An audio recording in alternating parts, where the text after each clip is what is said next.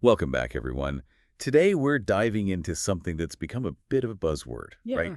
Disruption. Seems like every other headline screams about disrupting this industry or that one. Yeah, it's become almost like the word for change, hasn't it? But like, as we'll see, actual disruption. It's a lot more, nuanced than just any new gadget or trend that pops up. Absolutely. And honestly, grasping those nuances, it's really crucial. Whether you're running a whole company or just trying to stay ahead of the curve personally, right? Knowing how to spot real disruption. Huge difference maker. Couldn't agree more. And lucky for us, we've got Joshua Gans' book to guide us through the disruption dilemma.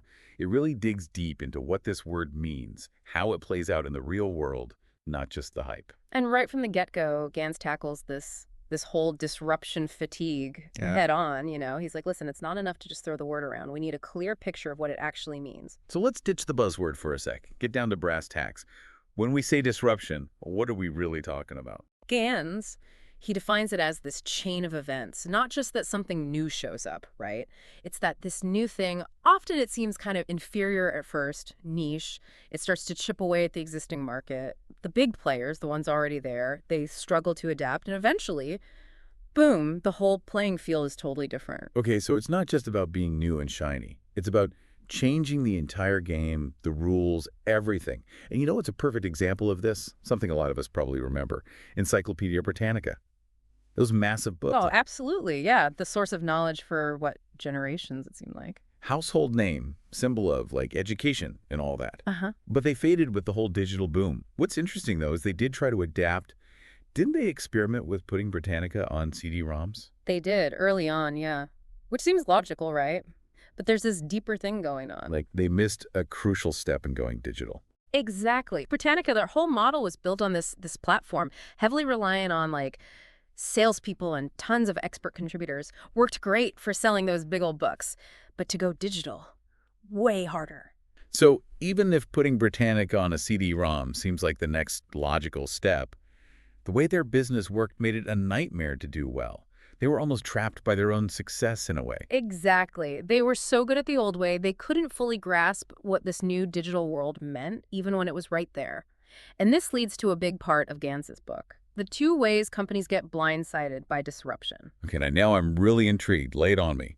What are these two ways they get caught off guard? So Gans, he's building on work by Clayton Christensen and Rebecca Henderson here, outlines these pitfalls. First one, he calls it demand-side disruption. This is where companies, they're so focused on their current customers, keeping them happy, Right. that they totally misjudge what the market actually wants. They're so busy looking backwards, they miss the new thing taking shape right beside them. They're so busy perfecting their, like, buggy whips that they miss the entire automobile revolution happening. Yes, Correct? exactly. It's this failure to anticipate how the market's needs, what people want, how that's changing.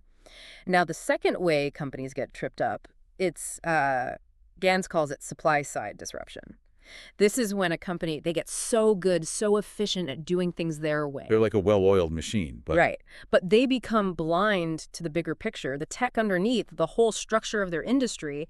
If that shifts, they're stuck. it's like they built this fortress, impenetrable, right? But the enemy, they've gone and invented, like, airplanes, and the fortress can't handle that. Perfect analogy. And this brings us to, I think, a classic case study. Blockbuster. We know the ending, but it's worth another look because it's full of lessons on what not to do when disruption's knocking. I'll admit there's something, I don't know, fascinatingly terrible about watching a giant, like, blockbuster fall. Ah, But like you said, super instructive to analyze where it all went wrong.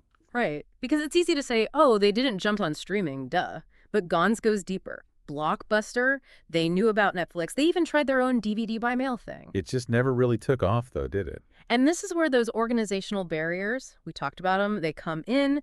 Blockbuster, they were built on those stores physically. Revenue, staffing, even just the buildings themselves, all about brick and mortar. So DVD by mail, it was like trying to fit a square peg in a round hole.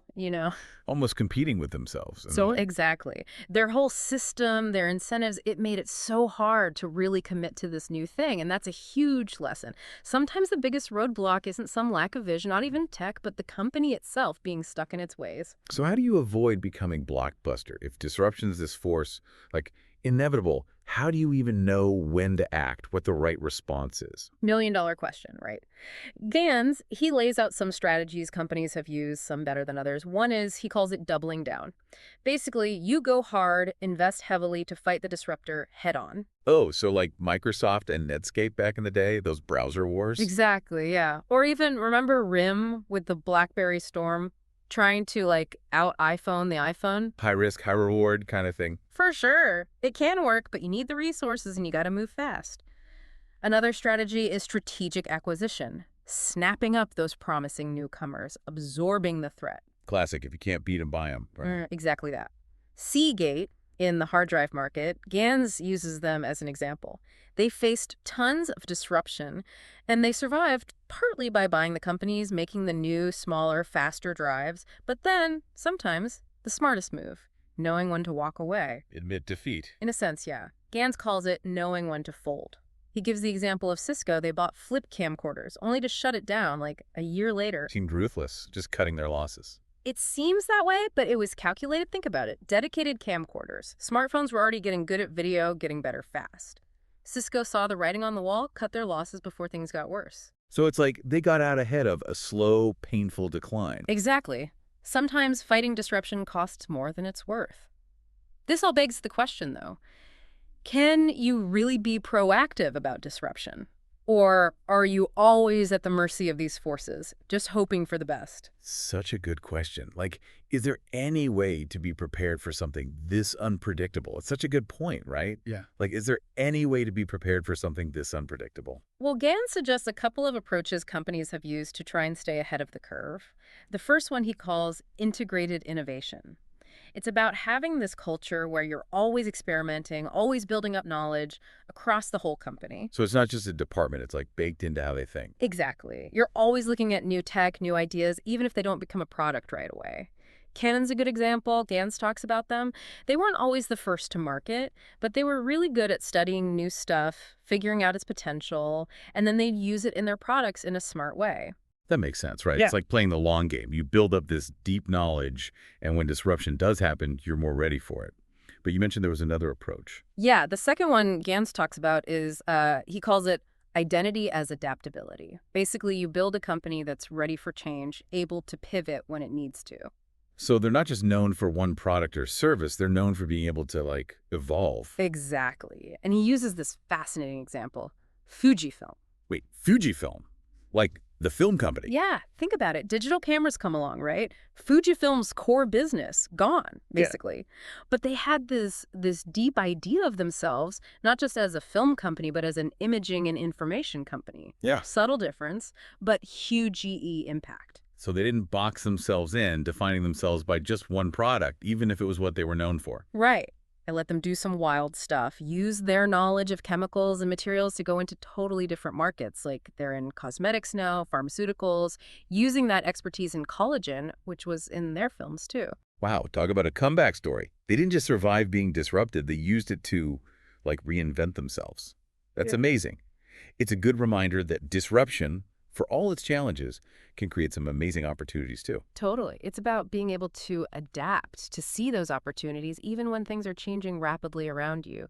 And I think that's a message that resonates far beyond the business world, don't you think? Absolutely. It's relevant for all of us, no matter what we do. And on that note, that's it for today's deep dive into the disruption dilemma. We hope you found this exploration insightful and maybe even a little bit inspiring. Until next time, keep those brains buzzing, and we'll see you on our next deep dive.